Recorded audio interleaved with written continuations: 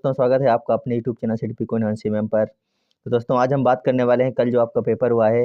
आज हम लोग देखने वाले हैं कि उनके आंसर क्या हो जाएंगे। सही आपको हम बताने वाले हैं कि किस प्रकार के क्वेश्चन आए थे और उनके ऑप्शन कौन से सही हो जाएंगे। तो अगर आप लोगों ने एग्जाम दिया है तो आप अपने आंसर को चेक कर सकते हैं कि आप लोगों ने क्या आंसर टिक किया था और आपका आंसर सही था कि नहीं सही था। एक क्वेश्चन आया था, भारत में जंगली गधे कहाँ पाए जाते हैं। तो इसमें ऑप्शन दिया रहा होगा सुंदरबन, कच्छ के रण, थार भूमि या फिर असम के जंगल, इस प्रकार से दिया था। तो भारत में जंगली गधे जो हैं ये कहाँ पर पाए जाते हैं आपको करना था। तो इसका ऑप्शन नंबर बी अगर आपने किया होगा, कच्छ के रण, तो आपका सही आंसर हो गया होगा। जंगली गधे जो हैं वो कच्छ के रण में पाए जाते हैं और ऑप्शन में भी आपको दिया गया होगा कच्छ का रण, तो इसका यही सही आंसर हो जाएगा। अगला एक क्वेश्चन आया था, कर्क रेखा भारत के कितने राज्यों से होकर गुजरती है। तो अगर आप लोगों ने इसका किया होगा ऑप्शन नंबर 8 वाला तो बिल्कुल सही हो गया होगा, क्योंकि कर्क रेखा भारत के 8 राज्यों से होकर गुजरती है। और कभी कभी इसका सीरियल पूछता है कि 4 ऑप्शन दिए होंगे और उसमें पूछ देगा कि इनको एक क्रम में लगाइए, तो आपको पता होना चाहिए इनका क्रम क्या है। तो ये गुजरात से शुरू होती है भारत में कर्क रेखा।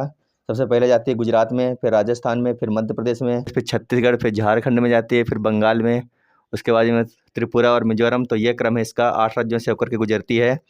तो आप लोग इसको भी याद रखना कि कर्क रेखा भारत के कितने राज्यों से गुजरती है, 8 राज्यों से होकर के गुजरती है। एक क्वेश्चन आया था, सांप के मांस से बनाए जाने वाले भोजन को क्या कहते हैं। क्वेश्चन आया था कि जो सांप होता है उसको काट करके जो भोजन बनाया जाता है उसको क्या कहते हैं। तो इसको कहते हैं लिंग हु फैन। और ये हांगकांग की डिश है। कहाँ की है? हांगकांग में ये डिश बनाई जाती है। इसका नाम है लिंग हु फैन।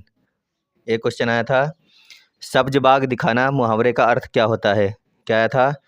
सब्ज बाग दिखाना मुहावरे का अर्थ अगर आपने किया होगा झूठी आशाएं दिलाना, तो इसका यही आंसर था सब्ज बाग का, कि झूठी आशाएं दिलाना। अगर आपने ये ऑप्शन सेलेक्ट किया है तो आपका भी आंसर सही हो गया होगा। एक क्वेश्चन आया था, उत्तरी ध्रुव में कौन सा जानवर पाया जाता है। तो पहला ऑप्शन पोलर बेयर है, दूसरा इसमें तो आप लोगों को बताना था कौन सा जानवर पाया जाता है। उत्तरी ध्रुव में कौन सा जानवर पाया जाता है, तो इसका हो गया पोलर बेयर जो है ऑप्शन नंबर 1। पोलर बेयर उत्तरी ध्रुव में पाया जाता है, ये पोलर बेयर। और एक क्वेश्चन आया था, ब्लड कितने तापमान में ब्लड बैंक में रखा जाता है। तो काफ़ी अच्छा क्वेश्चन था और आप लोगों ने आंसर अगर इसका ये ऑप्शन नंबर 1 क्या है 2 से 6 डिग्री सेंटीग्रेड, तो बिल्कुल सही आंसर हो गया होगा आपका। ब्लड जो है ब्लड बैंक में 2 से 6 डिग्री तापमान पर ही रखा जाता है। तो इसका ऑप्शन अगर ये दिया होगा आपके में तो बिल्कुल सही हो गया होगा, 2 से 6 डिग्री तापमान पर ब्लड को रखते हैं ब्लड बैंक में। एक क्वेश्चन आया था, झूम खेती के विषय में पूछा गया था कुछ। झूम खेती कहाँ होती है या फिर किस प्रकार से की जाती है। तो झूम खेती के बारे में आपको पता ही है, मिजोरम में। अगर ऑप्शन दिया होगा, अगर ये पूछा होगा कि झूम खेती कहाँ की जाती है, तो उसका हो जाएगा मिजोरम। अगर आपने किया था और आपको ऑप्शन भी दिया होगा मिजोरम का, तो आपका आंसर सही हो गया होगा।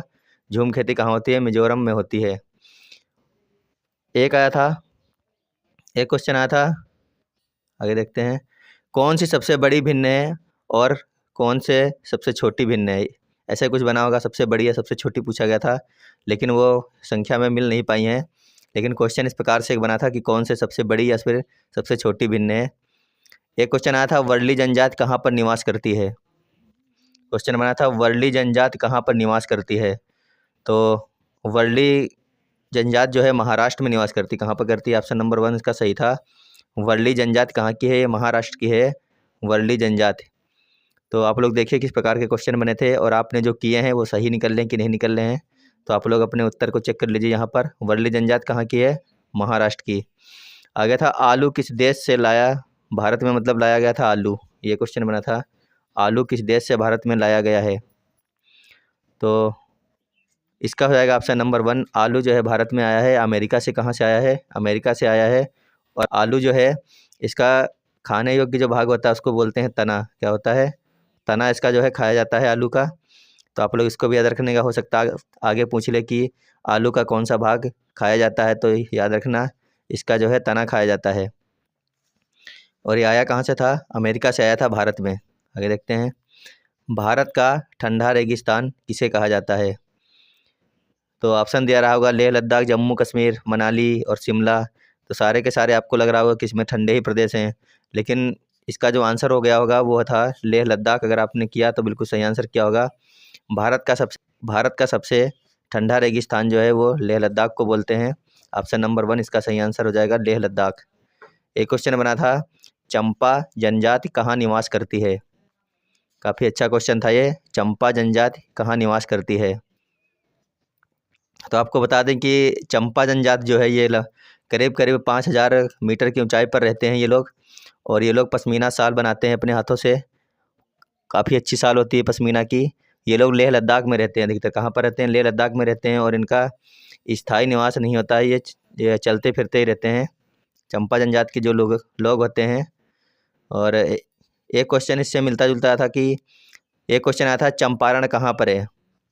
चंपारण कहाँ पर है, बिहार, उत्तर प्रदेश, तमिलनाडु, उड़ीसा। कल शायद हमने कुछ इसमें गलत कर दिया था चंपारण के बारे में, तो आपको बता दें कि चंपारण जो है ये ऑप्शन के हिसाब से, मतलब ऑप्शन बिहार जो अगर आपने किया होगा ऑप्शन नंबर 1 तो आपका सही आंसर हो गया होगा। चंपारण कहाँ है, चंपारण बिहार में है। आगे देखते हैं। एक क्वेश्चन आया था सबसे बड़ा घोंसला किस पक्षी का होता है।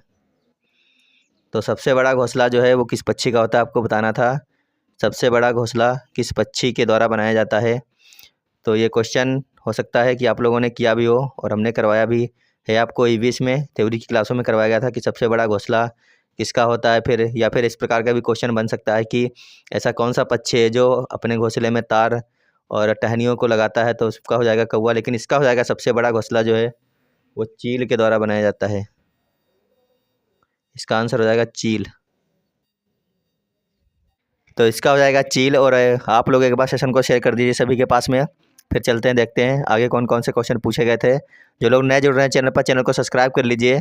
आप लोग जाइए चैनल पर और देखिए कि आपके लिए कितने महत्वपूर्ण क्लासें पड़ी हुई हैं, चाहे ईवीएस की हो, हिंदी की हो, और सोशल साइंस की हो, साइंस की हो, सभी प्रकार की क्लासें पढ़ी हैं। और सबकी पेडागोजी भी है, मैथ्स की पेडागोजी भी आपको बहुत ही बेहतरीन तरीके से कराई गई है और अभी भी नियमित रूप से जारी हैं क्लासें। तो अगर आप नए जुड़ रहे हैं तो चैनल को सब्सक्राइब जरूर कर लीजिएगा।